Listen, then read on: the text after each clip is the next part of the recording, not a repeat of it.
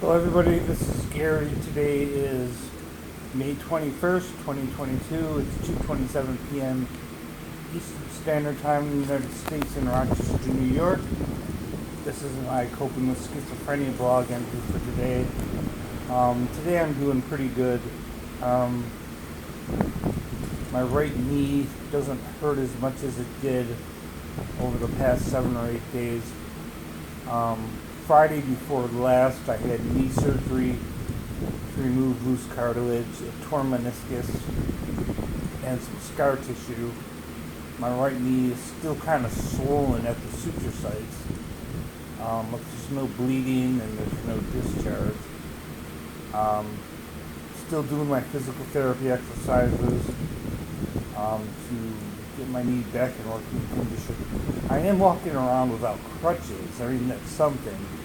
But there's still pain when I walk long distances, and where long is somewhat relative. I did use my exercise bike indoors today for about 10 minutes. My physical therapist said to get back to using it, but don't do it more than 10 minutes a day. I'm going to gradually try to get my knee back into working condition without the swelling and without the pain. That's going to take time. They did remove quite a bit of tissue from my right knee, so I'm walking on a knee that's missing part of the meniscus, which is like a cartilage that cushions the knee like a shock absorber. And the goal, of course, is to get me walking without any swelling or pain. So that's going okay, I guess. As far as my psychiatric symptoms are concerned, a little bit paranoid today. I went down to check the mail.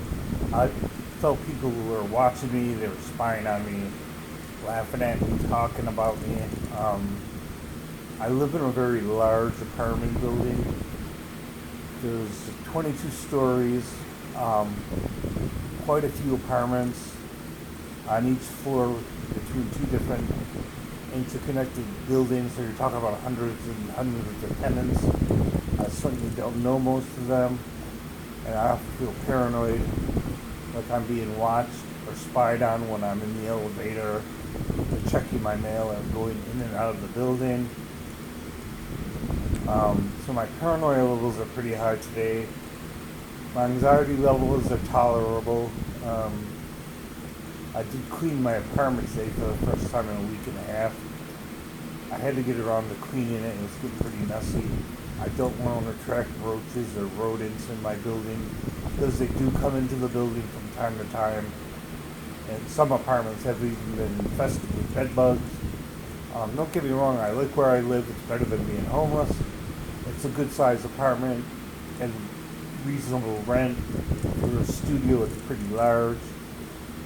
That helps me with feeling less claustrophobic and less anxiety in that respect.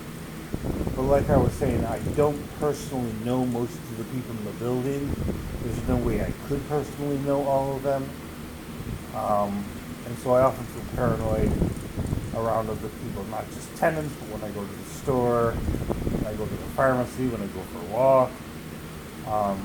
My paranoia levels tend to fluctuate, and today they're pretty high. Of course, being isolated only increases my paranoia, which increases my isolation, and then it becomes a vicious circle. So my auditory hallucinations are not that intense today. I'm able to ignore them. My depression isn't that bad. The physical pain isn't that bad today. Back in, I think it was December, I started complaining of physical body pain. It was all over my joints, muscles, and my nerves. They put me on Neurontin for nerve pain, body pain. They put me on Cymbalta for physical pain and Flexeril for muscle spasms and pain. And that pretty much helps control my pain. For surgery, they gave me a couple of days supply of Percocet, which is an opioid. I ran out after 2 days. Asked for a refill, got turned down, which is a good thing. Um, there's no point in taking opioids long term for knee surgery pain that's temporary. I was told by my doctor to take 600 milligrams of Motrin a day in extra strength Tylenol and to ice my knee with ice, keep the pain and inflammation down. But I noticed that icing my knee actually causes my skin to break down to a rash and caused a couple of sores to develop. I left the ice too long on my knee, and that caused my skin to open up into two sores. So I'm not going to ice my knee for a while. But my psychiatric symptoms are pretty much under control today. Didn't do much today. Worked on my computer, did my physical therapy exercises, my exercise bike for 10 minutes. My goal is to get back up to an hour every day. I'm seeing my psychotherapist on Wednesday the 25th. I'm seeing my psychiatrist on the 2nd of June. And I'm seeing my orthopedic physician assistant to go over my post-op analysis of my knee on June 1st.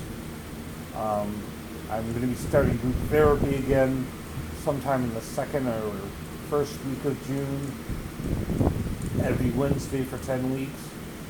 It's called DBT therapy, dialectic behavior therapy. It's to make one have a higher tolerance to high stress situations and intense psychiatric symptoms like auditory hallucinations, depression, anxiety, and paranoia. So I'll be back in group therapy after stopping it because of my knee problems. But since I've had the surgery and I'm slowly recovering, I think I'll be able to go back to group and keep the 10-week schedule. I'm allowed 2 absences out of the 10-week schedule. So I'll be going back to group therapy. Other than that, there's not much to report on.